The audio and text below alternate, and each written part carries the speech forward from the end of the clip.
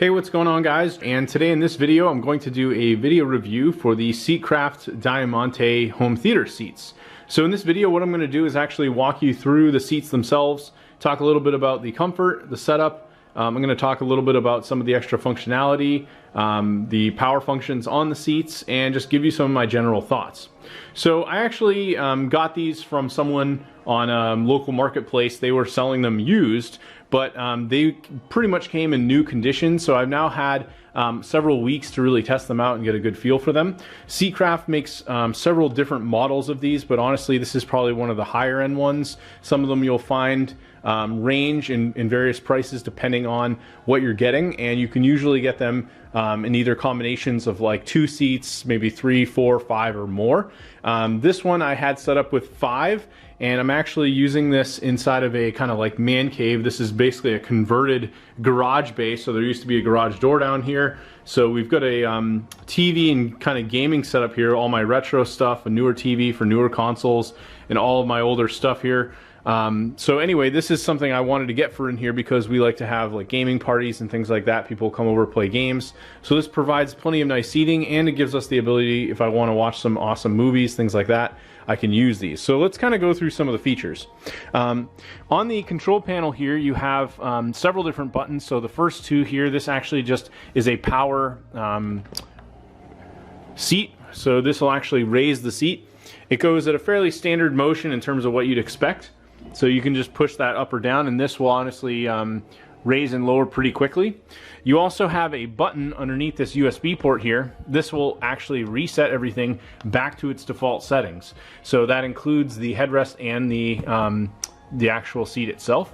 Now you also have adjustments for this headrest up here. So this can actually move forward if you wanted to push your head forward, and then you can actually lower it down if you want to do it that way. So it's fully powered. Of course you have a USB port here, so if you want to charge a phone or other devices, you have that. And then you have this button here which actually will light up an LED in the cup holder here, and this actually looks really cool when everything's dark. So we'll do a little demo here, but this is actually another example of the LED strip that will come through on the base of the chair. I'll actually turn on all of them and you can kind of see what this looks like at night. And we'll turn off the lights in here, just do a little demo of this. And I think it looks really awesome. So this is kind of a demo here. I do have some lights on over here that are creating some extra light, and there's sunlight over here, but this gives you a pretty good idea. One thing I still need to figure out with these is this particular one is actually attached, so this entire chair is one big piece. But overall, it looks really nice. Now let me go through a few other features and something else that's really cool about these chairs as well. So with this, you also have this small silver piece here, and it looks really nice from a design standpoint, but this allows you to get various add-ons that you could put onto the seats. So this is an example of one of the add-ons. It's basically a little swivel table, and these simply just come in and out. So all you have to do is pull it up and it will release right out of it, and it's basically just inserted into this. Now you can get other add-ons as well. This is an add-on that allows you to mount a phone or maybe a small tablet. Then there's another one I believe I have for doing like a larger tablet as well. So these are all separate add-ons. You also have these really deep storage compartments. So if you open these up, I actually have a small pillow in here, and then I've even got another one of the table arms. So these are very, very deep, really good for remote controls, game controllers, anything that you could be storing away.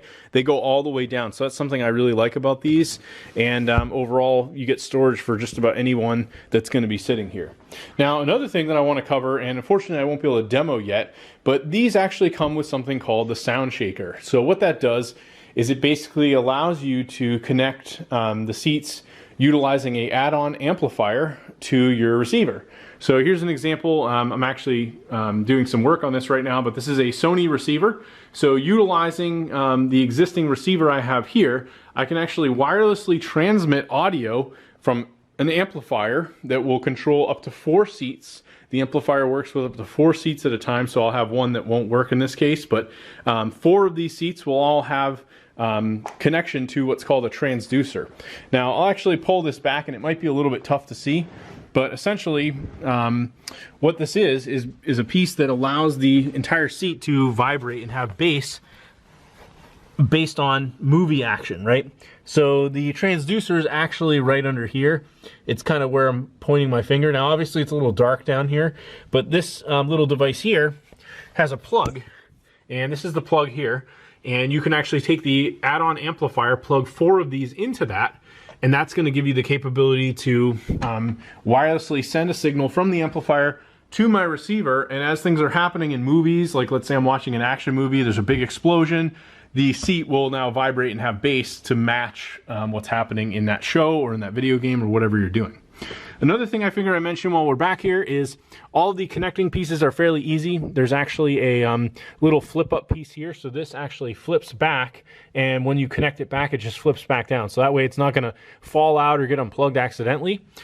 Each cord also has an extension on it, and then you have a small brick, almost like a small little laptop brick, and each seat does need to be plugged in separately. Another thing to keep in mind is if you're going to be using these as home theater seats, all of the metal that goes around the base actually could be hooked into a floor. So if you wanted to bolt it down, it does have that capability if you were looking to do this as a true movie theater experience. Or if you don't want to, like in my case, you can actually move all of the chairs, and they're all separate. So these are actually not connected in any way. They're all separate seats, and I could move them around. The only thing to keep in mind is that this seat is actually the only one in this case with 2 arms on it, whereas the rest of them just have the single arm on each side going all the way down to kind of finish the look. So overall, fairly easy to configure. You can get variations of these seats as well, where they do have a both front row edition and a back row edition. This is considered the front row, and the back row version of this is going to be a little bit more of a slim profile in terms of the recline and what you're getting out of the seats. So anyway, I'm very happy with these. Hopefully you guys found my video review helpful, very informative, and overall I'm really pumped to add the SoundShaker capabilities. I'm currently waiting on the amplifier for that, but I think if you're looking for some really nice movie theater seats, definitely can't go wrong with these, and I wish you guys the best of luck with your home theater setups. Talk to you later.